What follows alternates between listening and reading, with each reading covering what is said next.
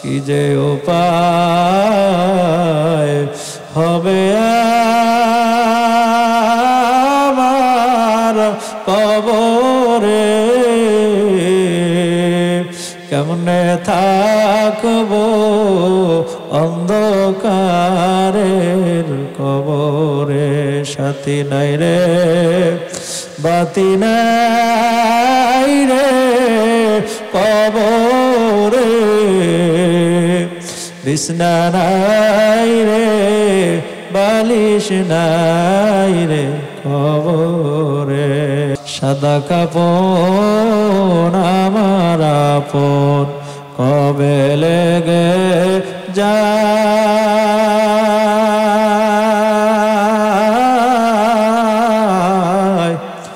সেদিন তোমরা দিও আমায় জনমের বিদায়। কাটা ভাঙা পানি দিয়া গোসল দিও হায়,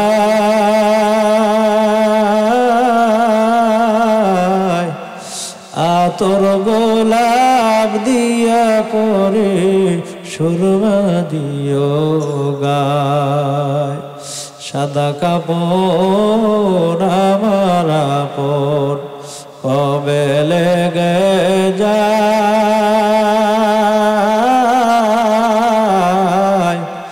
সেদিন তোমরা দিও আমায় জনমের বিদায়।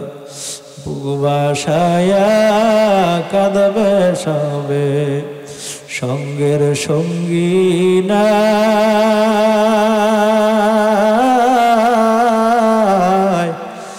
আপন বলতে ভুবনে আমার কেহ নাই। সাদা কাপড় আমার আপন কবে লেগে যায়,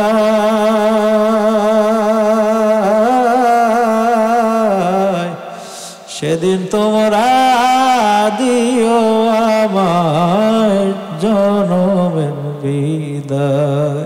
কেমন আছেন মা আমার কবরে, কেমন আছেন বাবা আমার কবরে। মরিয়া গিয়াছে যাদের মা ও বাপ, কবরেরই আযাব আল্লাহ করো মাপ। কবরেরই আযাব যদি মানুষ দেখিত, ঘরবাড়ি সারিয়া জংলায় থাকিত। সাপে কাটবে গর্জ মারবে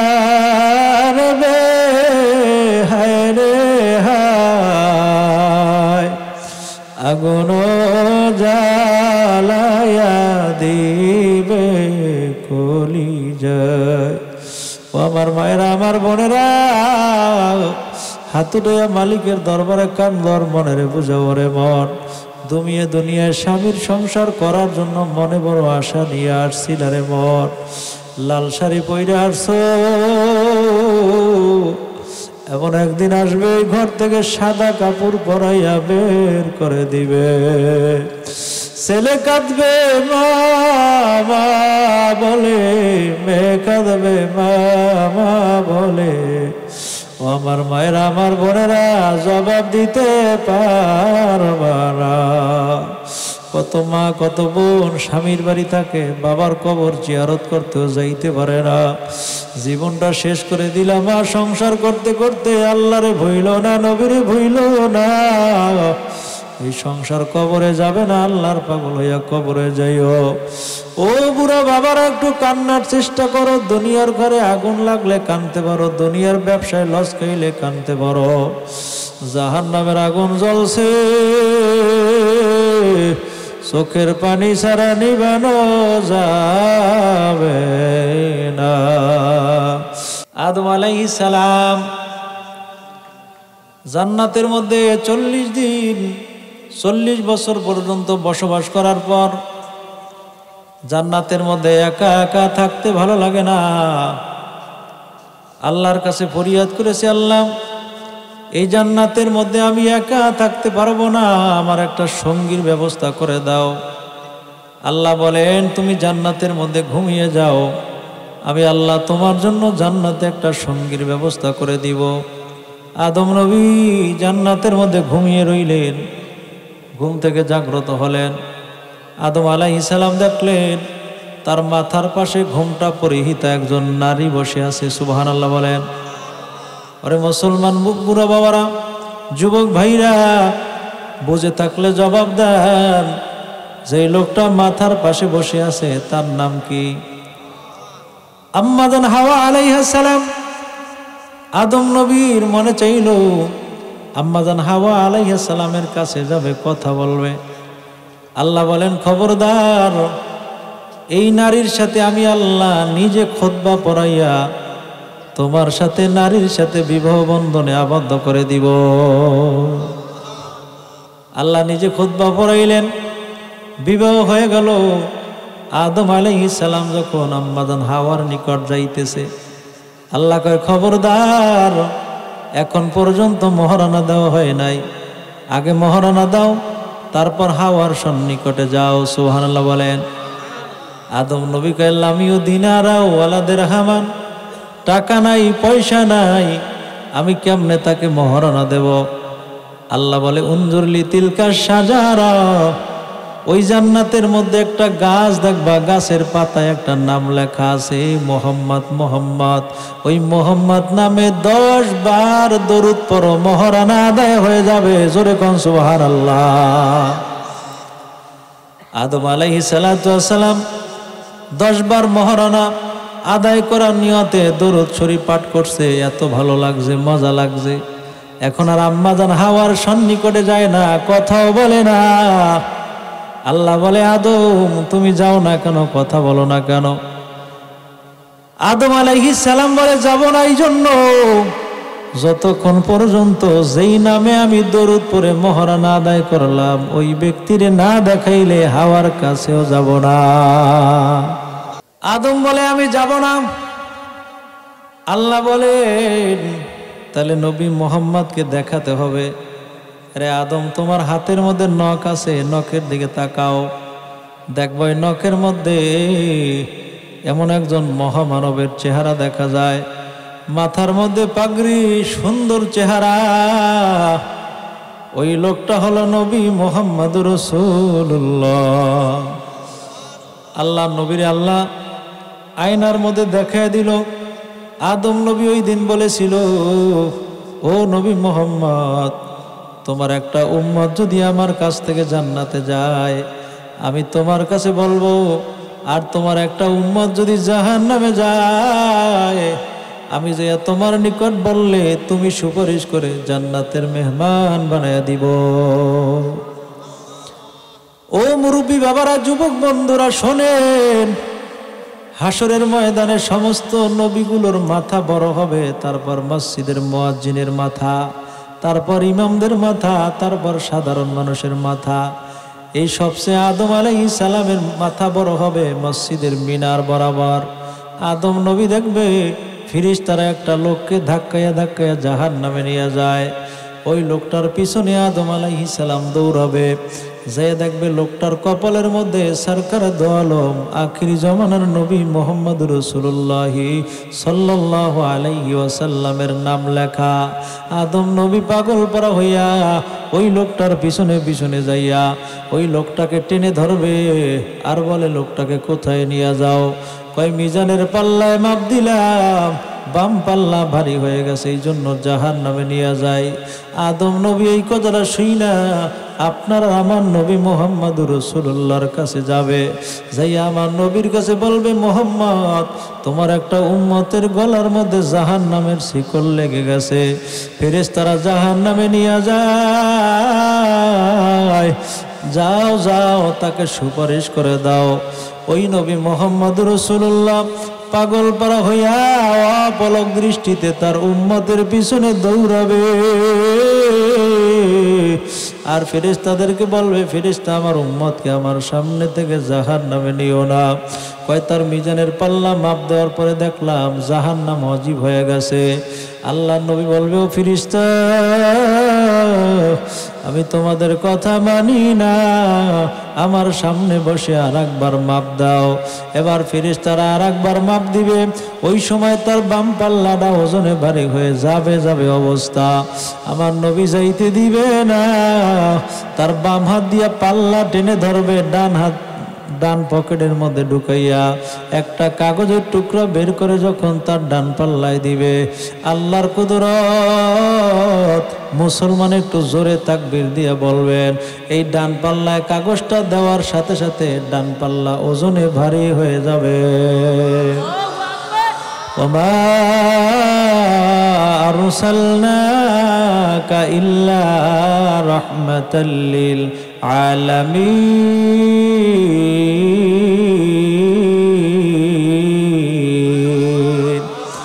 আমার নবী যখন ডান পাল্লাটায় কাগজ দিবে, ডান পাল্লা ওজনে ভারী, লোকটা তারপর জিজ্ঞাসা করবে, মান আংতা, আপনি কে, যে আপনি আমার একটা কাগজের টুকরা দেওয়ার কারণে আমার ডান পাল্লা ভারী হয়ে গেছে। নবী বলবে, আমি আর কেউ না, আমি হইলাম মায়ার নবী, রহমাতাল লিল আলামিন। ও আমার উম্মত, আমার সামনে বসে তুমি জাহান্নামে যাবা, আমি নবী সহ্য করতে পারবো না।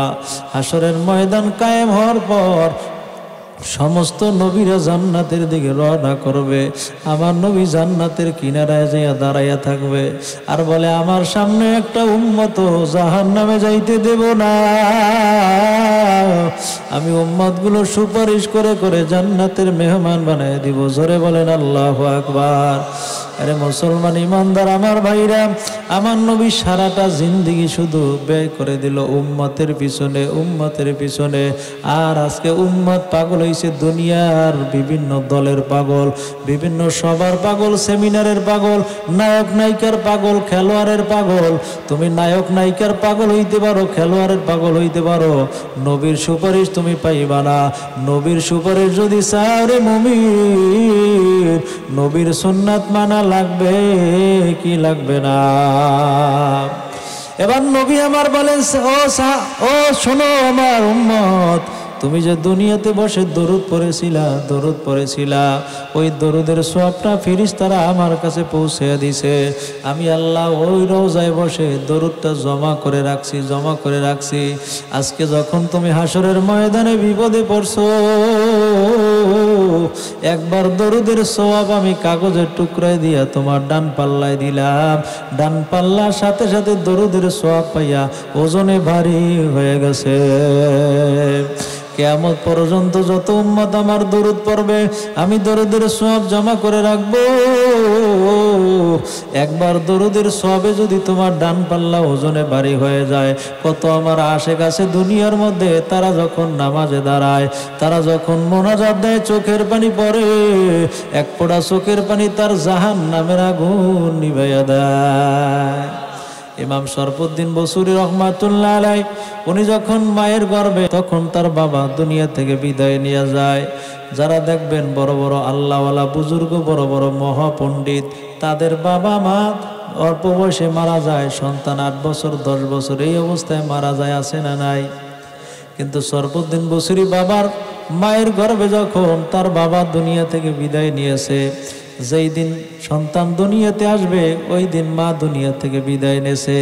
সন্তান পেটের মধ্যে, মা মারা গেল। এলাকার মানুষজন জানাজা পড়াবার জন্য মহিলাকে গোসল করাইয়া কাপন পরাইয়া রওনা করলো জানাজা পড়াবে। কিন্তু পেটের মধ্যে বাচ্চা মারা গেছে না জীবিত আছে কেউ বলতে পারে না।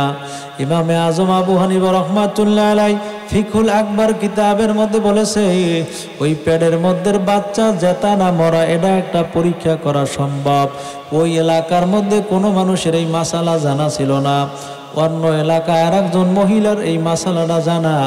যখন এই মহিলাকে নিয়ে যায় কবরস্থানে দাফন দিবে জানাজা পড়াইয়া, ওই মহিলা যিনি মাসালা জানে, তিনি আইসা বলে, এলাকার মানুষ মারা গেছে যে তারে কবর দিবা, কিন্তু পেটের মধ্যে বাচ্চা জেতা না মরা তা তো বুঝবা না।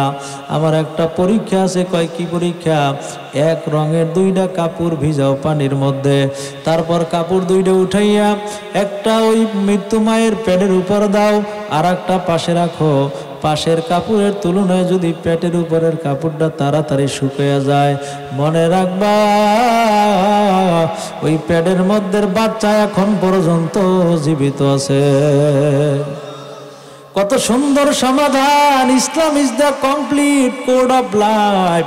ইসলাম হলো মানব জাতির জীবন বিধান। এরপরও মানুষ বিভিন্ন তন্ত্র মন্ত্রের পিছনে দৌড়ায়। মুসলমান যদি ইসলামের পিছনে দৌড়াইতো, মুসলমান কোনোদিন বেঈমানদের পা চাটা গোলাম হইতো না। ঠিক কিনা বলে? ওরে মুসলমান, এখনো সময় আছে, এক হওয়ার সময় আছে। দুনিয়ার কোনো তন্ত্র মন্ত্র মানুষকে মুক্তি দিতে পারে না। মুক্তি দিতে পারে কে? জোরে বলেন। ও আল্লাহর বান্দা, দুইটা হাত জাগাইয়া জোরে একটা ডাক দেন, আল্লাহ। আরো জোরে ডাক দেন, আল্লাহ। তুমি মাওলা কুদরতওয়ালা, অসীম তোমার বল। সাগর জলে পাথর বাসাও, মরা গাছে ফল। আল্লাহ দিতে পারে কি পারে না? দেখেন ওই পেটের মধ্যে বাচ্চা জেতা না মরা এখন পর্যন্ত বলতে পারে না। যখন ওই মহিলা টেস্ট করলো, এক রঙের দুই কাপড় ভিজাইয়া একটা কাপড় পাশে আর একটা মহিলার পেটের উপর রাখলো, যে মহিলা মারা গেছে, দেখে যে পাশের তুলনায়, পাশের কাপড়টার তুলনায় পেটের উপরের কাপড়টা তাড়াতাড়ি শুকায়া গেছে। এখন বলেন, বাচ্চা জেতা না মরা? পেট কেটে বাচ্চা বের করছে। আল্লাহর কুদরত, বাচ্চা জীবিত। যেই বাচ্চার মাকে দাফনের জন্য রওনা করছে, আজকে ওই মায়ের পেটের মধ্যে সন্তান জীবিত। সন্তান লালন পালন করে 6 বছর পর্যন্ত লালন পালন করে। 6 বছরের সময় বাচ্চারা মাদ্রাসায় ভর্তি করাইলো। ওই বাচ্চা মাদ্রাসায় যেয়ে যখন আল্লাহর নামে টান দেয়, বিসমিল্লাহির রহমানির রহিম বলে টান দেয়, আল্লাহ তাআলা বাবার কবর জান্নাতের বাগান বানায়া দেয়। বলা আছে কিতাবের মধ্যে, তার বাবা জান্নাত পায় নাই, কিন্তু ওই সন্তান মাদ্রাসায় যাইয়া আল্লাহর 3টা নাম উল্লেখ করেছে। ইন দ্য নেম অফ আল্লাহ, রহমান আর রহিম। আল্লাহর নাম বিসমিল্লাহর মধ্যে 3টা নাম আছে, রহমান, রহিম, আল্লাহ। আল্লাহ বলেন, ওই বাচ্চা যখন তোমার 3টা নাম নিছে, আমি আল্লাহ ওর বাবার কবর জান্নাতের বাগান বানায় দিলাম। নারে তাকবীর! ও মুসলমান আমার ভাইরা, বৃদ্ধা বাবারা, পর্দার আড়ালের মা বোনেরা, কানটা লাগাইয়া ভালো করে শোনেন। এই সন্তান আস্তে আস্তে বড় হয়। যখন তার 12 বছর বয়স হয়, আল্লাহ এত মেধা দান করেছেন। বুখারী, মুসলিম, তিরমিজি, নাসাই, ইবনে মাজাহ, আবু দাউদ, আদাবুল মুফরাদ, মুসনাদে আহমদ, বুলুগুল মারাম, হাদিসের কিতাবগুলো সব মুখস্থ করে ফেলায়। এক সময় আল্লাহর বান্দা অসুস্থ হয়ে যখন বিছানায় পড়ে আছে, দরুদ পড়তে পড়তে রাত্রিবেলা ঘুমিয়ে গেলেন। হঠাৎ দেখে আল্লাহ নবী আইসা তার মাথার মধ্যে হাত বুলাইয়া দেয়। আল্লাহ নবীর গায়ের জুব্বা মোবারক, চাদর মোবারক সরফুদ্দিন বসিরকে স্বপ্ন যোগে দিয়া দেয়। সরফুদ্দিন বসির বলে, আমি ঘুম থেকে জাগ্রত হইয়া দেখি আমার নবীজি যে চাদর মোবারক দিয়েছে, ওই চাদর আমার গায়ের মধ্যে আছে।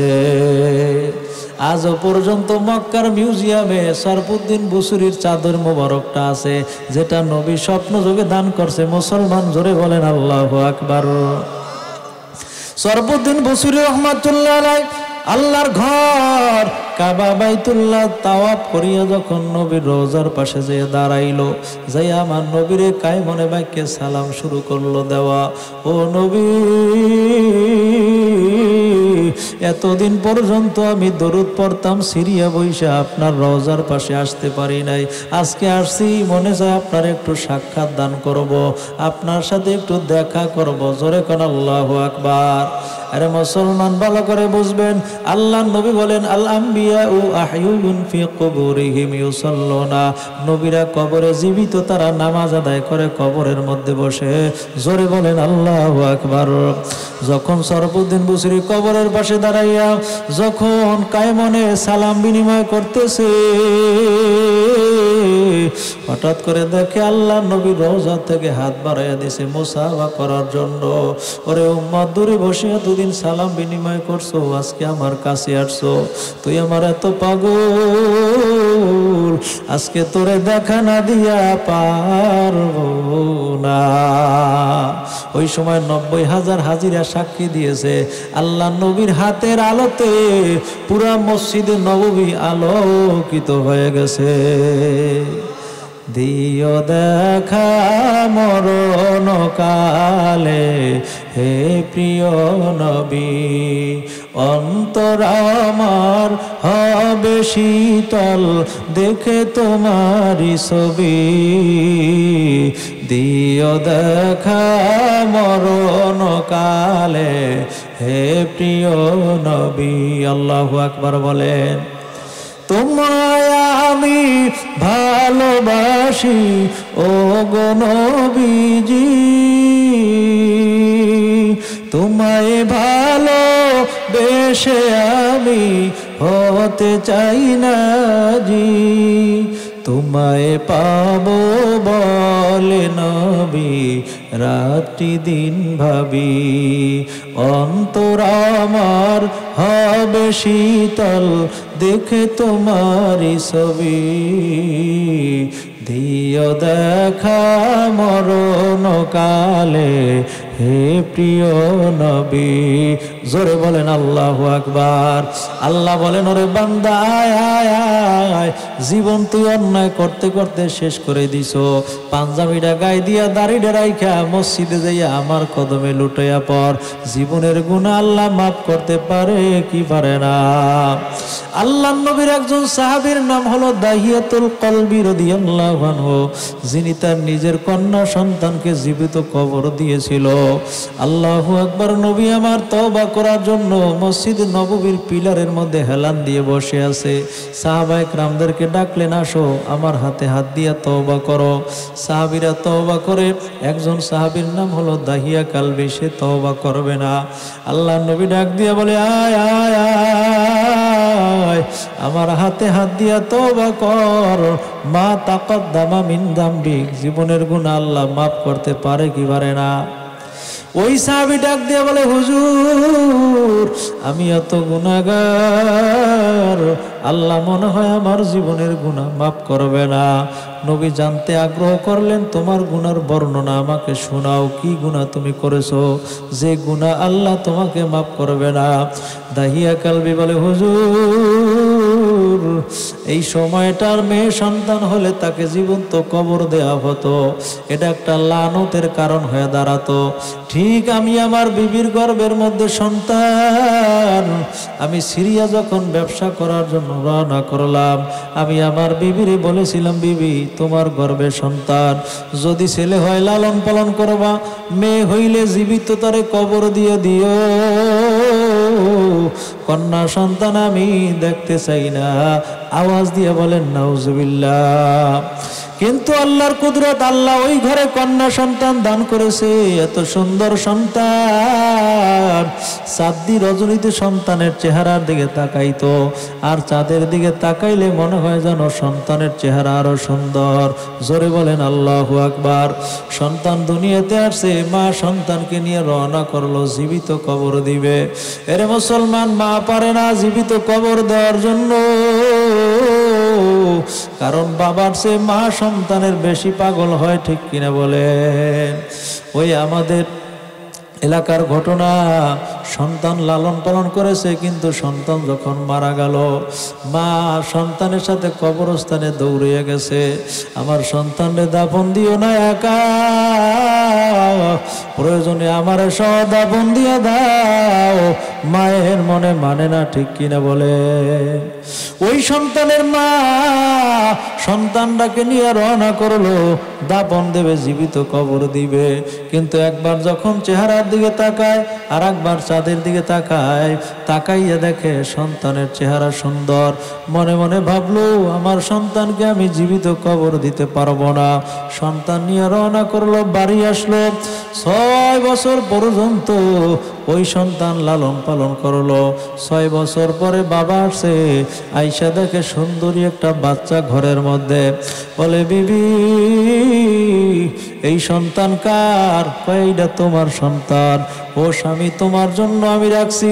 তুমি সন্তানকে যা ইচ্ছা তুমি তা করতে পারো, কোনো সমস্যা নাই। আমি জিম্মাদারি হিসেবে সন্তানটা তোমার কাছে দিয়ে দিলাম। আল্লাহর কুদরত, ওই সন্তানটাকে সুন্দর মতো সাজাইয়া পরাইয়া বাবা রওনা করছে জীবিত কবর দিবে। কিন্তু মায়ের কাছে বলে না, মায়ের মনে মানবে না। সন্তানটারে নিয়ে যখন রওনা করে, বাবা রওনা করলো, মা বলে, সন্তান নিয়ে তুমি কোথায় যাও? বলে, ওর নানা বাড়ি, ওরে বেড়াবার জন্য নিয়ে যাব। সন্তানের এত সুন্দর চেহারা, সাজাবার পরে আরো চেহারা ফুটে উঠছে। যখন নিয়ে রওনা করলো, তখন মায়ের মনে মানে না। মা ডাক দিয়ে বলে, ও সন্তানের বাবা, এই সন্তানটা তোমার অনেক ভক্ত, তোমার অনেক পাগল। মাঝে মাঝে সন্তান বাড়ির সামনে যাইয়া তোমার জন্য অপেক্ষা করত। তোমার যখন না পাইতো, আমি মায়ের নিকট আইসা বলতো, মা আমার আব্বু আসে নাই, কবে আসবে? আমি আবার আব্বুরে কবে দেখবো? আমি আমার আব্বুর কবে কোলে উঠবো? ও সন্তানের বাবা, তোমার সন্তান তোমার কাছে জিম্মাদারি দিয়ে দিলাম। সন্তানটারে নিয়ে বাবা রওনা করলো। ও চেনা পথে যখন যায়, সন্তান জামিলা ডাক দিয়ে বলে, আব্বু তুমি আমারে কোথায় নিয়ে যাও? বলে, তোমার নানা বাড়ি তোমারে নিয়ে যাই বেড়াবার জন্য। সন্তান বলে, বাবা এটা আমার নানা বাড়ির পথ না, কারণ আমার নানা বাড়ির পথ তো আমি ভালো করে চিনি। বলো তুমি আমারে কোথায় নিয়ে যাও? এই কথা যখন আমার নবীর কাছে বলে, আল্লাহ নবীর চোখ বাইয়া বাইয়া বাইয়া বাইয়া পানি পড়তে পড়তে নবীর দাড়ি মোবারক ভিজে যায়, আল্লাহ নবীর বুক মোবারক ভিজে যায়। জোরে বলেন আল্লাহু আকবার। আমার নবী বলে, দাহিয়া কালবি, তারপরে কি হয়েছে বলো? বলে, হুজুর আমি আমার মেয়েটারে নিয়ে পাহাড়ের পাদদেশে যাইয়া বেলচা দিয়া বালুগুলো খনন করে তারপর কবর করা শুরু করলাম। ওই বালুগুলো আমার গায়ে আসে, বালুগুলো আমার চেহারার মধ্যে পড়ে। আমার মেয়েটা আমার গায়ে থেকে বালুগুলো সরাইয়া দেয় আর বলে, আব্বু রে তুমি এত কষ্ট কি জন্য করো? আব্বু চলো, আমার মনটা ভালো লাগে না, আমি বাড়ি যাব, আমি আর এই জায়গায় থাকবো না। ওই মেয়েটা আমার দিকে তাকায় রইল। আমি এত নিষ্ঠুর, আমি এত খারাপ, আমার কোনো মায়া তার জন্য হলো না। আমি ওর হাতটা দইরা টান মাইরা ওর লাস্টে কবরের মধ্যে ফালাইয়া দিলাম। মেয়েটা একটা চিৎকার মেরে বলে, আব্বু তুমি কি এই জন্য আমারে আনছো? আমারে মনে হয় জীবিত কবর দেওয়ার জন্য আনছো। আব্বু আমি আর এই জায়গায় থাকবো না, তুমি আমার জীবনটা আমারে ভিক্ষা দিয়া দাও, আর জীবনে তোমারে বাবা বলে ডাকবো না। আব্বু আমি অচেনা জায়গায় নিয়ে যাব, আমি এমন জায়গায় যাব আর জীবনে আসবো না। আব্বু তুমি আমার জীবনটা আমারে ভিক্ষা দিয়ে দাও। আল্লাহ নবী কান্দে আর কর বইল না, আমি নবী সহ্য করতে পারি না। আমার তো মেয়ে সন্তান আল্লাহ দান করেছে, আমি নবী পাহাড়ের পাদদেশে যাইয়া মাঝে মাঝে খাবার না পাইয়া গাছের পাতা খাইয়া আমার পায়খানা ছাগলের পায়খানার মতো, বকরির পায়খানার মতো হয়ে গেছে। আমি খানা পাই নাই, তারপর আমার মেয়ের কষ্ট দেই নাই, আমার মেয়েরে যা পারছি মানুষের বাড়ি কাজ করে তারপর মেয়েকে খাবার দিছি, আর তুমি তোমার মেয়েটারে জীবন্ত কবর দিয়ে দিলা। ওই দাহিয়া কালবি বলে হুজুর এই জন্যই তো আমি তওবা করতে চাই না, কারণ আমার মতো পাপীর কোনো মাপ নাই, মাপ নাই, আল্লাহ আমারে মাফ করবে না। শোনেন হুজুর শুনেন, এরপর আমি আমার মেয়েটারে কবরের মধ্যে ফালাইয়া উপরে পাথরে বাড়ি মারতে শুরু করলাম, আঘাত করতে শুরু করলাম। ওর মাথারা ফাইটা রক্ত ফিনকি দিয়া বের হইয়া আমার গায়ে আসে। তখন ওই মেয়ে আমার বলে আব্বু আমার আম্মুর কাছে যে কি জবাব দিবা? আমার আম্মু যখন জিজ্ঞাসা করবে আমার জামিলা কোথায়, তখন আমার আম্মুর কাছে কি বুঝ দিবা? বলো আব্বু তুমি আমারে মারিও না, আমি আর সহ্য করতে পারি না। আমি জানতাম না তুমি আজরাইল হইয়া আমার জান কবজ করবা, তুমি আমার আব্বু না, তুমি আজরাইল। আমি তোমার জন্য বাড়ির দরজায় দাঁড়াইয়া থাকতাম সকাল বেলা আইসা, কোন সময় আমার আব্বু আসবে আর কোন সময় আমি আমার আব্বুর কোলে উঠবো, কোন সময় আব্বুর সাথে ঘোরাফেরা করব। আজকে কেমনে তুমি আমারে পাথর দিয়ে হত্যা করো আব্বু, তুমি আমারে মাইরো না, জীবনে আর বাবা বলবো না। আল্লাহ নবীর চোখ বাইয়া বাইয়া পানি পড়তেছে, আল্লাহ নবীর বুকটা ভাসিয়ে যাইতেছে। আল্লাহ নবীর দাহিয়া কালবি কয় নবী গো আপনার মনে কি কষ্ট লাগে? আল্লাহ নবীকে আমার কলিজারা যদি দেখাইতে পারতাম আমার কলিজারা সিরিয়া যায়, কারণ আমারও মেয়ে আছে। ওই মেয়ের একটা কাহিনী শোনাই।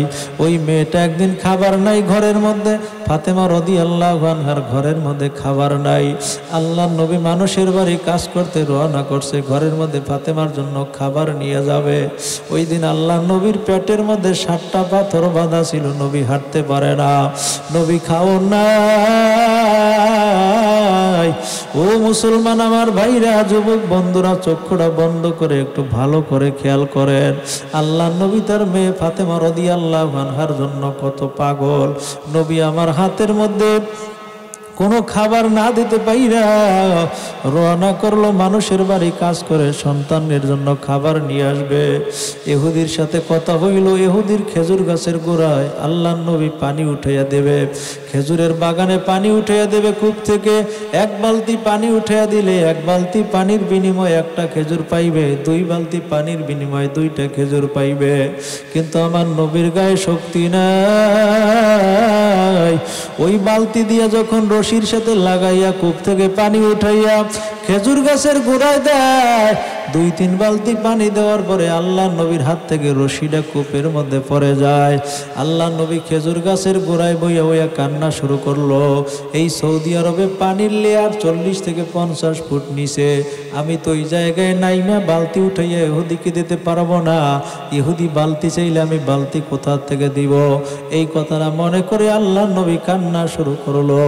ওইদিকে ফাতেমার ঘরে খাবার নাই। আল্লাহ নবী যখন খেজুর গাছের গোড়ায় বইয়া বইয়া কান্দে, ইহুদি আইসা বুঝতে পারছে বালতি কূপের মধ্যে পড়ে গেছে। মনে মনে ভাবে মোহাম্মদকে অপমান করার সময় পাই না, কোনো সংখ্যা পাই না, আজকে পাইছি, আজকে ওরে মারবো। জোরে কর নাউজুবিল্লাহ। আমার নবী খেজুর গাছের গোড়ায় বয়া বয়া কান্না করে। ইহুদি আইসা বলে তাড়াতাড়ি বালতি উঠাইয়া দাও, নাইলে তোমার গালের মধ্যে আছাড় মারবো। আল্লাহ নবী বলে ইহুদি ভাই মাফ করে দাও, আমার ক্ষুধার কারণে আমি তো কূপের মধ্যে নামতে পারবো না, বালতি উঠাইতে পারবো না। এই কথা বলতে দেরি সিরাতের কিতাবের মধ্যে লেখে ওই ইহুদির বাচ্চা ইহুদি মুসলমানদের চিরশত্রু আমার রহমাতাল লিল আলামিনের গালের মধ্যে জোরে একটা থাপ্পড় লাগাইয়া দিছে। আসমানটা মেঘাচ্ছন্ন হয়ে গেছে। জিবরিল আলাইহিস সালাম দৌড়ে আসছে, আয়েশা নবীকে বলে নবী আল্লাহ রাব্বুল আলামিন পাঠাইছে আমাকে আপনার নিকট, যে আপনার গালের মধ্যে থাপ্পড় মারছে ওরে আমি পাথরে চাপা দিয়ে ধ্বংস করে দেব। আল্লাহ নবী বলেন কাল্লা, কখনো না, বাল আরজু আইয়াকরাজাল্লাহা মিন আসলাবিহিম মাইয়াবুদাল্লাহা ওয়াহদাহু, ওরা ধ্বংস হইলে ওদের সন্তান তো দুনিয়াতে আসতে পারবে না। এমন একদিন আসবে ওদের সন্তানগুলো কালেমা পড়ে মুসলমান হইয়া আমার সাথে যুদ্ধের ময়দানে যাবে। আল্লাহ নবী বলে খবরদার, ওদেরকে ধ্বংস হইতে দেয়া যাবে না, যাবে না। নবী আমার গালের মধ্যে আঘাত খাইয়া ইহুদির কাছে আবার যেয়ে বলে আমার মেয়ের জন্য 2টা খেজুর দেবা, আমি আমার হাসান হোসেনকে দেব, আমার মেয়েটাকে দেব। তোমার বালতি তো আমি উঠাইতে পারলাম না। ইহুদি কয় বালতি না উঠাইলে আর এক গালের মধ্যে আর একটা থাপ্পড় মারবো, জোরে কর নাউজুবিল্লাহ। আমার নবী কান্দে, আরে আল্লাহ ছাড়া আমার নবীর কারো সাহায্যকারী নাই নাই, কারণ আমার নবীর জীবনটা কষ্টে কষ্টে শেষ হয়ে গেল। নবী নামাজে দাঁড়াইলে বেঈমানরা আল্লাহ নবীর গায়ের মধ্যে মরা উট চাপাইয়া দিত। নবী খাবার পাক করলে খাবারের মধ্যে বেঈমানরা পচা খাবার দিয়ে দিত। আমার নবী রাস্তা দিয়ে যাইলে বেঈমানরা পাথর মাইরা নবীজিরে বেহুশ বানাইয়া দিত। আমার নবী তায়েফে গেলে আল্লাহ নবীর মাথার রক্ত তার পায়ে পইরা জুতা মোবারক আটকায়া যাইত। আমার নবীর জীবনটা কষ্টে কষ্টে শেষ হয়ে গেল। খাদিজাও দুনিয়া থেকে বিদায়, আল্লাহ নবীর দাদাও বিদায়। সাপোর্ট দেওয়ার মতো আল্লাহ ছাড়া কেউ নাই। আল্লাহ বলেন বন্ধু আমি আপনার জন্য যথেষ্ট হয়ে গেলাম। ওই বেঈমান কয় তাড়াতাড়ি বালতি উঠাও, নাইলে আর গালে আর একটা থাপ্পড় মারবো, জোরে কর নাউজুবিল্লাহ। আল্লাহ নবীকে কেমনে উঠাবো, আমার গায়ে শক্তি নাই। আল্লাহ বলেন তোমার শক্তি আমি দান করব। ও নবী তোমার হাতটা একটু কূপের দিকে বাড়িয়ে দাও, আমি আল্লাহ তোমার এই হাত 40 ফুট লম্বা বানিয়ে দিব। মুসলমান মুরব্বী বাবারা, যুবক ভাইরা আওয়াজ দিয়ে বলবেন আল্লাহ রাব্বুল আলামিন আমার নবীর হাত লম্বা বানাইতে পারে কি পারে না? ওই আল্লাহ এখনো আছে না নাই? একটু যদি আল্লাহর মহব্বত থাকে হাত 2টা একটু উঁচু করে জোরে ডাক দেন আল্লাহ। আরো জোরে বলেন আল্লাহ। আমার নবী রহমাতে আলম নবী যখন তার হাতটা কূপের দিকে বাড়াইলো, আল্লাহ নবীর হাত লম্বা হয়ে গেছে। আল্লাহ নবী বালতিরে উঠাইয়া ইহুদির কাছে দিয়া বলে, ইহুদি ভাই এখন তো বালতি পাইলে আমার 2টা খেজুর দাও, আমি ফাতেমার জন্য নিয়ে যাব। ইহুদি বালতি দিয়ে খেজুর দিল না। নবী আমার মনে কষ্ট নিয়ে বাড়ি রওনা করলো। আল্লাহ নবীর চোখ বাইয়া বাইয়া পানি পড়তে পড়তে গাল পর্যন্ত চলে আসছে। নবীর দাড়ি মোবারক ভিজে গেছে। আল্লাহ নবী যখন তার চোখের পানি মোছার জন্য হাতটা গালের সাথে লাগায়, দেখে নবীজি গালটা ফুইলা রইছে। ইহুদির হাতের থাপ্পড়ের দাগ নবীর গালের মধ্যে ফুইটা উঠছে। নবী আমার বলে না না, এই আঘাত আমার ফাতেমারে দেখানো যাবে না। আল্লাহ নবী রুমাল দিয়ে গালটারে সুন্দর মতো ঢাইকা ফাতেমা রাদিয়াল্লাহু আনহার বাড়ির সামনে উপস্থিত হইল। ফাতেমা কেমন সন্তান, আমার নবীর কষ্ট ফাতেমা সহ্য করতে পারত না, ঠিক কিনা বলেন? যেমনি ভাবে নবী আমার ইন্তেকালের আগে আগে সাহাবায়ে কেরামদেরকে ডাকলেন, ও সাহাবীরা তোমরা আমার কাছে কে কি পাইবা আমার কাছ থেকে নিয়ে যাও, আমি নবী পরের আমানত লইয়া কবরে যাইতে পারবো না। কোন কোন সাহাবী কি পাইবা আমার কাছ থেকে নিয়ে যাও। ওয়াক্কাসা নামে একজন সাহাবী দাঁড়াইয়া বলছে, হুজুর যুদ্ধের ময়দানে আপনার একটা লাঠির আঘাত আমার পিঠের উপর পড়ছে, আমি চাই ওই লাঠির আঘাতটা আবার আপনারে দিয়ে দেব ইন্তেকালের আগে। আল্লাহ নবী কয় তাড়াতাড়ি আসো, আমি নবী পরের আমানত লইয়া কবরে যাব না। জোরে বলেন সুবহানাল্লাহ। হযরত হাসান হোসেন রাদিয়াল্লাহু আনহুকে পাঠাইয়া দিলেন। আল্লাহ নবী বললেন, ফাতেমার ঘরের মধ্যে একটা লাঠি আছে টানানো, ওই লাঠিটা নিয়ে আইসা ওয়াক্কাসার কাছে দিবা। হযরত ফাতেমার কাছে হাসান হোসেন যে কয়, আম্মু নানা ভাই লাঠি চাইছে, লাঠিটা তার কাছে দেওয়া লাগবে। ফাতেমা কয় লাঠি দিয়ে কি করবে? কয় তার পিঠে নাকি একজনে একটা বাড়ি পড়ছে, সে নাকি একজনকে পিঠে আঘাত করছে, ওই লোক আবার আমার নানা ভাইরে আঘাত করবে। হযরত ফাতেমা বলে তোমরা দুই ভাই তাড়াতাড়ি যাও, যাইয়া বলো আমরা রসুলের নাতি, আমার নানা ভাইরে আঘাত দিও না, প্রয়োজনে আমাদের গায়ের উপর 100 করে আঘাত দাও, জোরে কোন আল্লাহু আকবার, তবু আমার নানা ভাইয়ের গায়ে আঘাত দিও না। কারণ আমার নানা ভাই এক সময় সে অভাবী লোক, টাকা নাই পয়সা নাই, গরিব মানুষ, ঘোড়া কেনার মতো টাকা নাই, আমাদেরকে ঘোড়ার পিঠে চড়তে মন চায়, আমার নানা ভাই নিজে ঘোড়া হইয়া আমাদেরকে পিঠে চড়াইয়া তারপর চলতো, জোরে কোন সুবহানাল্লাহ। আজকে আমার ওই নানা ভাইয়ের গায়ে আঘাত দিবা, মানবো না, মানবো না, যত পারো আমাদেরকে আঘাত করো, আমার নানা ভাইয়ের গায়ে আঘাত দিও না, জোরে বলেন আল্লাহু আকবার। हरा गुंबद जो देखोगे जमाना भूल जाओगे, अगर तैबा को जाओगे तो आना भूल जाओगे। আল্লাহ নবী দুইজন নাতি চলে আসছে, ও আক্কাসা সাহাবী আমার নানার সাহাবী, আমার নানা ভাইয়ের গায়ে আঘাত করো না, আমাদের গায়ে আঘাত করো, আমাদের পিঠটা পেতে দিলাম, আমার নানা ভাইয়ের গায়ে আঘাত করলে আমার মায়ের মনে মানবে না, জোরে বলেন আল্লাহু আকবার। হযরত হাসান হোসেন রাদিয়াল্লাহু আনহু চলে গেল, আবু বকর কান্দে, আজকে আমার নবীর গায়ে আঘাত করবে, ওমর কান্দে, আলী কান্দে, ওসমান কান্দে, সাহাবায়ে কেরামের মধ্যে কান্না শুরু হয়ে গেল। আল্লাহ নবী সামনে যে দাঁড়াই আছে, ওয়াক্কাসা আমার পিঠে আঘাত করো। ওয়াক্কাসা বলে নবী গো, যেই দিন আপনি আঘাত করেছেন ওই দিন আমার গায়ে জুব্বা ছিল না, আপনার গায়ে জুব্বা, আমি এখন আপনার আঘাত করব না যতক্ষণে জুব্বা না খুলবেন। সাহাবায়ে কেরাম দেখে আল্লাহ নবী জুব্বাটা উপরে উঠায় পিঠটাকে খালি করে আঘাত নেওয়ার জন্য। আল্লাহ নবী যখন পিঠটা উঠাইলো, কাপড় উঠাইলো, ওয়াক্কাসা সাহাবী যে আমার নবীর পৃষ্ঠদেশের মোহরের নবুয়তের উপর সুমা দিয়া আল্লাহ নবীরে জড়াই ধরে কয়, নবী আমি আপনারে আঘাত করতে পারবো না, আমি স্বপ্নের মধ্যে দেখছি আপনার পৃষ্ঠদেশে একটা মোহরের নবুয়ত চিহ্ন আছে, ওইটাই যদি আমি সুমা দিতে পারি আমার কবরে আযাব হবে না। ও নবী আমি কৌশল করে আপনার পিঠে সুমা দিছি। আল্লাহ নবী বুকে জড়াইয়া সাহাবায়ে কেরামেরে বলতেছে, শোনো তোমরা যদি জান্নাতি লোক দেখতে চাও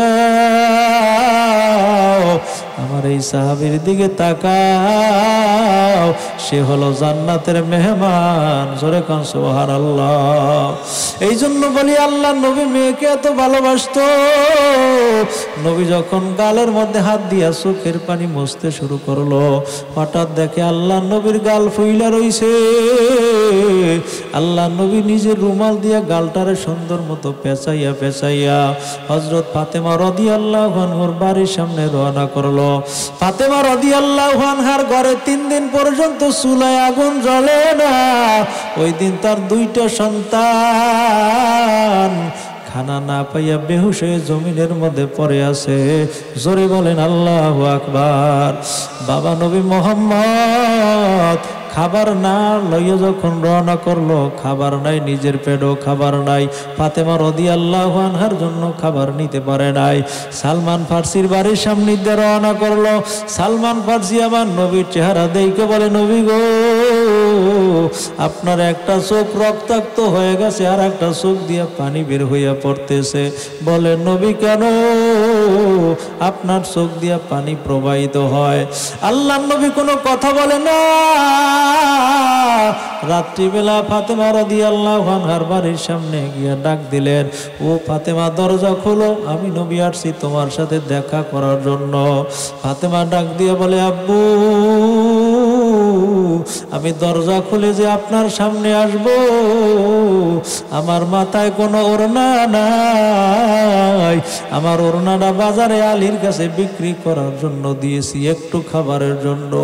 আমার সন্তান দুইটা খাবার না পাইয়া বেহুশ হয়ে জমিনে পড়ে আছে, এই সন্তানকে খাবার দেওয়ার জন্য আমি মাথার ওড়না বাজারে বিক্রি করার জন্য দিয়েছি, আমার মাথায় কোনো ওড়না নাই, আপনার সামনে কেমনে আসবো?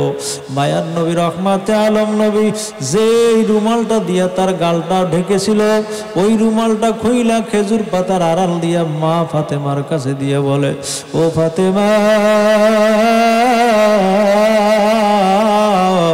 এই রুমালটা মাথায় দিয়ে আমার সামনে আয়, আমি বাবা তোর চেহারা দেখবো। জোরে বলেন সুবহানাল্লাহ। সন্তানের জন্য কত পাগল। হযরত ফাতেমা মাথায় রুমাল দিয়ে যখন ঘরের সামনে আসছে, আল্লাহ নবীর চেহারার দিকে তাকায় দেখে নবীর গালে দাগ। ডাক দিয়ে বলে, আব্বু তোমার গালে কিসের দাগ পড়ে আছে? ওরে মুসলমান ইমানদার ভাইরা আমার, কোনো বাবা মা যদি বিপদে পড়ে সন্তানের ঘুম হারাম হয়ে যায়, সন্তান বিপদে পড়লে বাবা মা সহ্য করতে পারে না, ঠিক কিনা বলে? ওই সন্তান ডাক দিয়ে বলে, আব্বু তোমার গালে কিসের দাগ? নবী আমার বলে, শোনো, এইটা হলো এক বেঈমান আমার গালের মধ্যে আঘাত করেছে। ও ফাতেমা, ওই আঘাতটা শুধু আমার গালে পড়ে নাই, আমার কলিজায় লাগছে। আমি ক্ষুধার্ত অবস্থায় তার বাড়ি কাজ করতে গেলাম, তোমার একটু সুন্দর খাবার নিয়ে আসবো, খাবারও পাইলাম না,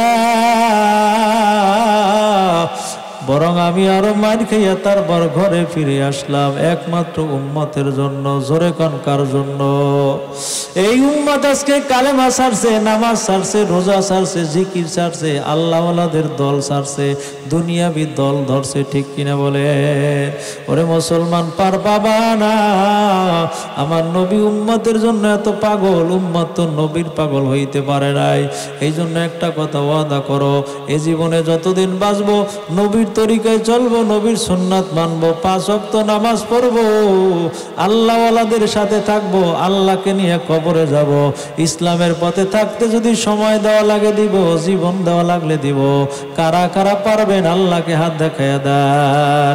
নারায়ে তাকবীর, নারায়ে তাকবীর। আল্লাহ নবী সাল্লাল্লাহু আলাইহি ওয়াসাল্লাম ঘরের মধ্যে ঢুকলেন। হযরত ফাতেমা রাদিয়াল্লাহু আনহা কান্না করতেছেন। এই সময় ওই ইহুদি বেঈমান আমার নবীর গালে আঘাত করছে। ও আসছে নবীর কাছে, হাতটা কাইটা লইয়া আসছে, কারণ ওই হাত লগে রাখে নাই, ওই হাত দিয়া নবীজিরে আঘাত করছে। আল্লাহর হাতের মধ্যে যন্ত্রণা শুরু করে দিছে। এখন নবীর কাছে আসছে। ওরে মুসলমান বলেন, আমার নবী কি ফিরাইয়া দেওয়ার মানুষ? নবী আমার ফিরাইয়া দেয় নাই। যখন ওই ব্যক্তিরে দেখছে, আল্লাহ নবীর কান্না আরো বাইরে গেছে। ওই ব্যক্তি তো আমার গালের মধ্যে আঘাত করছে। ব্যক্তিরা এসে বলে, হুজুর আমি তো আসছি কালেমা পড়ার জন্য, আপনি আমারে ফিরিয়ে দিয়েন না। আল্লাহ নবী কালেমা পড়াই দিল, ব্যক্তি রওনা করলো। এই সময় আল্লাহ নবী ডাক দেয়, আয় আয় আয়, কাটা হাত লইয়া যাইতে পারবা না, আমি নবীর মুখের লালা তোমার কাটা হাতে লাগাই দিব। তুমি তো এখন মুসলমান, আমার মুখের লালার বরকত আল্লাহ তোমার কাটা হাত জোড়া লাগাইয়া দিতে পারে কি পারে না? ওই আল্লাহ এখন আছে না নাই? আল্লাহ তো দুর্বল হয় নাই, বয়সও বাড়ে নাই, ওই আল্লাহ এখনো আছে। যখন ইহুদির হাতের কাটা হাতের মধ্যে নবীর মুখের লালা লাগাই দিল, হাতটা সেট হয়ে গেল। ইহুদি বলে, আমার হাতের 40 গুণ শক্তি বাইরে গেছে। আরে মুসলমান, বলতেছিলাম ওই দাহিয়া কলবির ঘটনা মনে আছে? দাহিয়াতুল কলবি রাদিয়াল্লাহু আনহুকে আল্লাহ নবী বলতেছে, তারপর কি হইল শোনাও। বলে, হুজুর আমি মাইয়াটারে জিন্দা কবর দিয়ে দিলাম। কবর দেওয়ার আগে আগে ওই মেয়েটা আমারে বলে, আব্বু তুমি আমারে মাফ করে দাও, আমি আর জীবনে তোমার আব্বু বলবো না, এই এলাকায় আর থাকবো না, আমার মাকেও মা বলবো না, নিরুদ্দেশ হয়ে যাব। হুজুর আমি এত নিষ্ঠুর,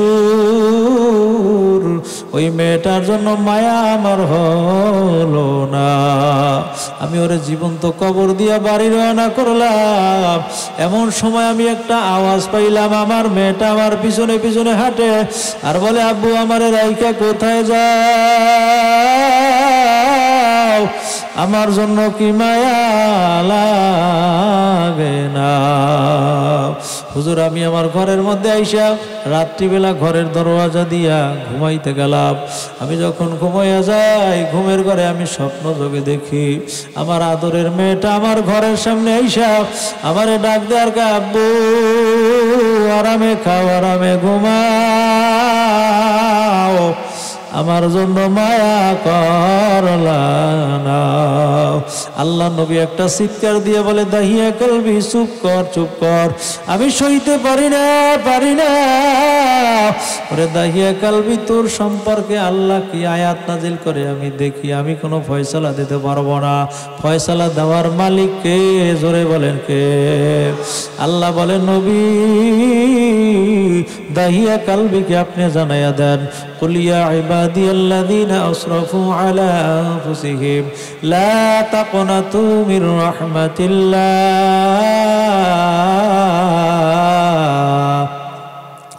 ইন্নাল্লাহা ইয়াগফিরুয যুনুবা জামিআ ইন্নাহু হুয়াল গফুরুর